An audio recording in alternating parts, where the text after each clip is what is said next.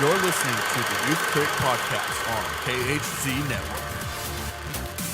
Find us on Facebook at DecibelUNG Radio and find us on Twitter at DecibelUNG. If you like this episode, please leave a like and comment on our iTunes page at KHZ Network.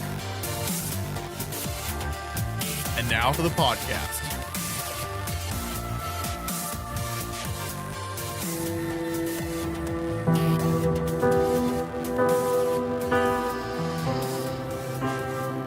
Good morning, wife.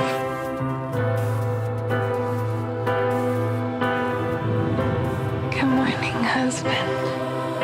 Don't ask me Mrs. Gray, look out your window. what you know is true. I'm taking you away for the weekend. I just can't believe this was my life, that I get to live with you. Oh, I love your precious heart. It meant nothing to me before you.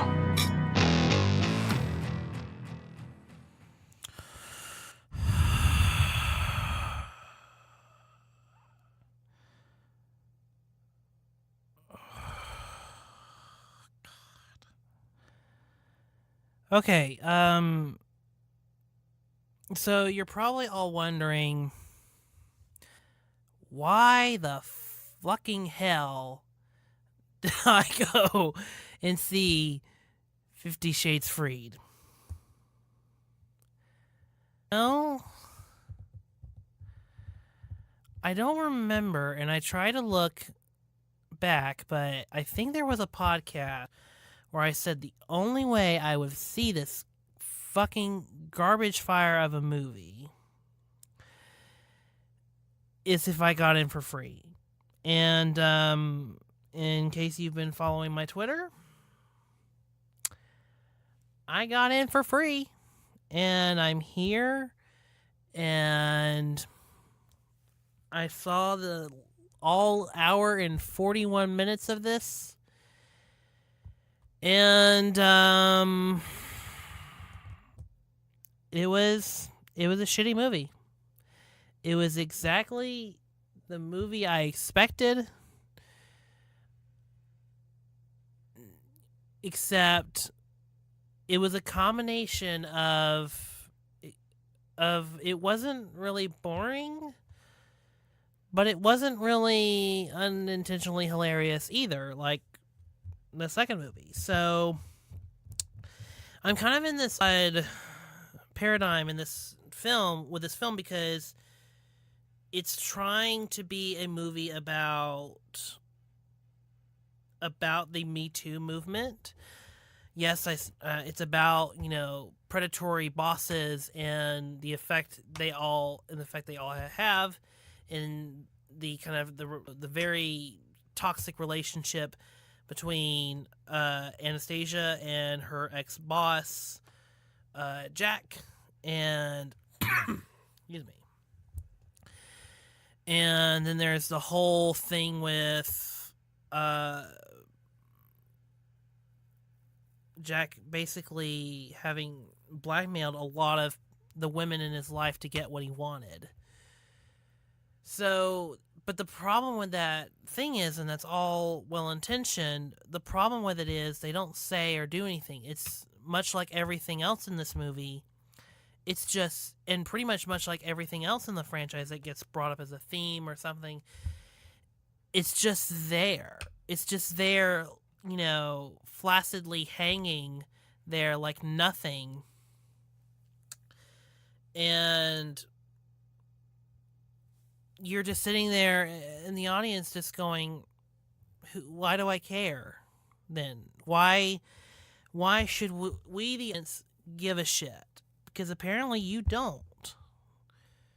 I mean, this movie is limping to the finale. It's literally just trying to solve plot holes and trying to solve things that it's set up in the sequel or in the first movie just so we can finish and go home. It really is so done with itself. Like, it's shocking how much of this film just feels like it is just trying so hard to just wrap everything up and be done. And then you throw in these ridiculous, subplots about, Anna getting pregnant. And of course, he freaks out, and reasonably freaks out. He's he knows he's not father material. And of course, Anna is, oh my god. Okay, first of all, everyone in this movie is a fucking idiot. I mean, just a flaming idiot. I mean, oh my god. Like, I mean, there's a part in the movie where Christian is chasing to get Anna because she is kidnapped by Jack. Or she's, getting kidnapped by Jack. And he's finding out for the first time that Jack has made bail on all the charges that Anna brought on him. Yeah. And he's surprised, even though two or three scenes earlier, Anna told him that he made bail. Did you forget? Why are you angry? Also,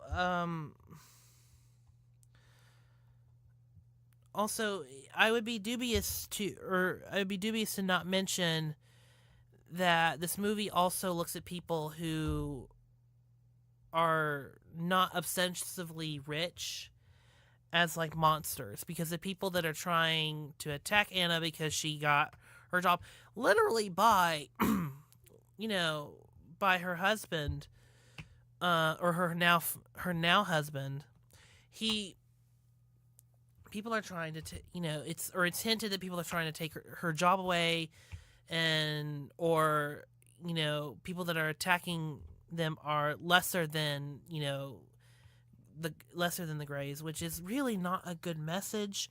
It's like, poor people are the problem apparently in this movie, or people that are lesser than the Greys, which the Greys are, for whatever reason, they're ostensibly rich, even though we still have no idea what the fuck they do or what their company does. He's just a rich person. He's just a damn rich person. Also, if you thought the last one had a very repetitive structure in that, they get together, they have a fight, and then they fuck, and then they fight, and then another conflict comes out, and then they handle it, and then they fuck. And if you thought the repetitive structure of the last one wasn't, was over the moon obvious, this one's, I mean, it's again another problem. The film has this, thing of where they go on vacation, and then a little thing happens, and then they're chased by Jack, and then they get away from Jack, and then they fuck because they just got away from Jack. I'm serious. It's the structure of this movie goes like that. And to be honest, I could talk for hours and hours about why this movie is terrible in every way, in that it's trash. It doesn't want to change the character of Christian Grey, who of all the people and all the characters in this movie, he needs to change them most, because he is a monster. He is, possessive over Anna. He controls every aspect of his life. And the movie barely gives him an arc. He goes from, I don't want to be a dad, I want to do the same stuff we were doing before, to, okay, I guess I can put away my fears of being a dad. It's the forced arcs, the terrible acting, the conflicts that really just pop up and go, and then action scenes that have no tension at all.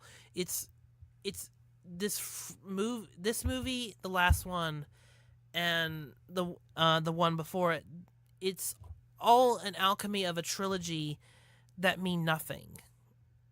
It comes from a period of time when people were obsessed with this novel because it was the next Twilight without monsters, and it was just and that's really what this was. It was another love story that people could, it was another love fantasy that people could get behind. And there's nothing wrong with having love fantasies. There's nothing wrong with having them. It's that they can be well-made movies too. And the problem with these movies have always been is that they're not well-made at all. They're not given the craft at all to be good. And the two leads, they don't care. They care, but they're not, there's no chemistry, and you can tell they don't want to be in the same room together, much less have a simulated sex scene together. It's just, this was a misfire franchise, and it could have been the next Twilight, because even the Twilight franchise, some of those movies are kind of good. Like, they're watchable and good. Whereas, and they're fine, weird fantasies for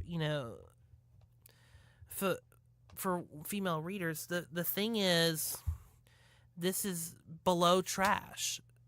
This is, there's nothing erotic about anything that happens, and you just don't care about anything. And that's the problem I have with these movies. It's not that women should not have, fantasies of a Christian Grey character coming in and swooping them off their feet.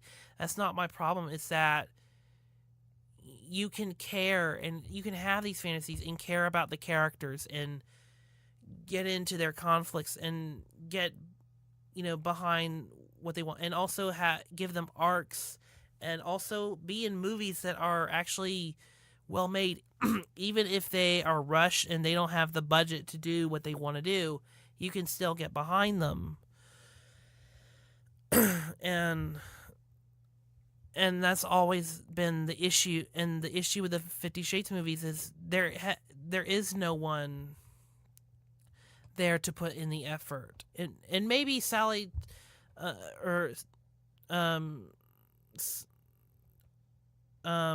first director, Sam Taylor Johnson, and I mean, maybe she did try.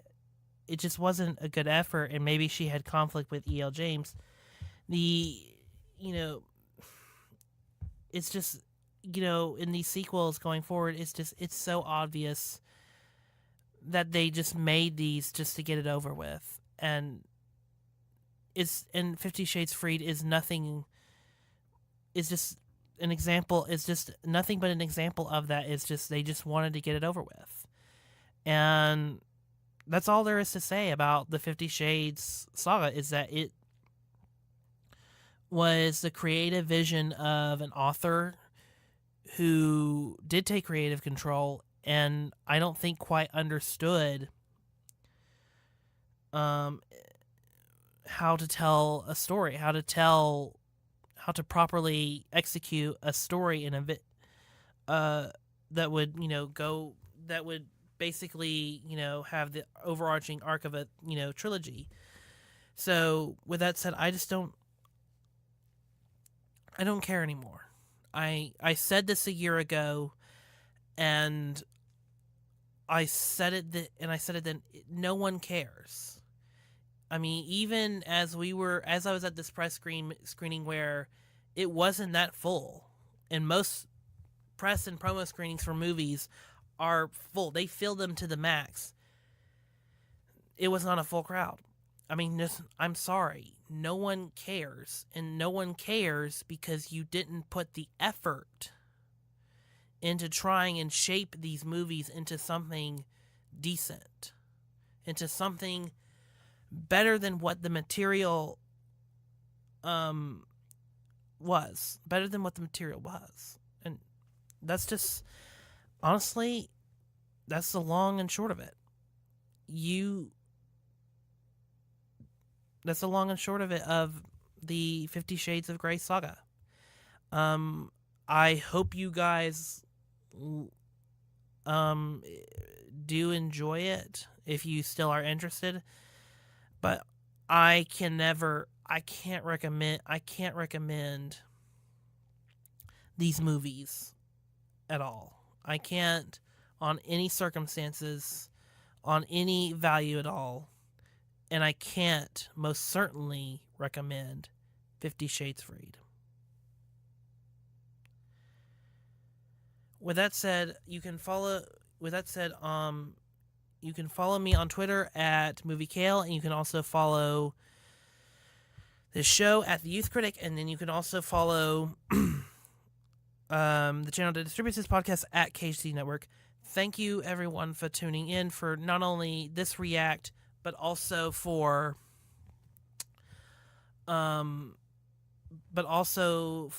joke podcast I did earlier. Thank you. This is the real one.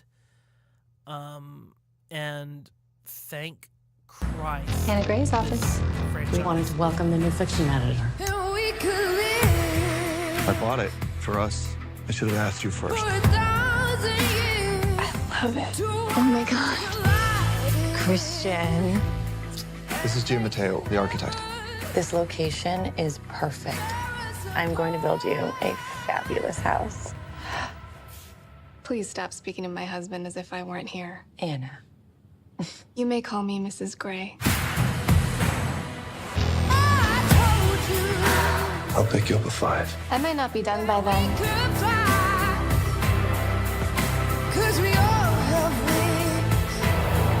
We're being followed.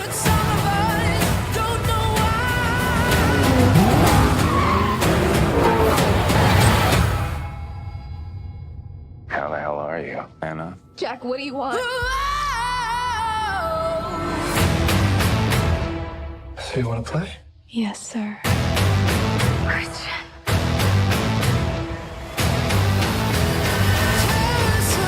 I made a vow to love you faithfully, forsaking all others, Did you sleep with her? to comfort you in times of need, and to keep you safe for as long as we both shall live.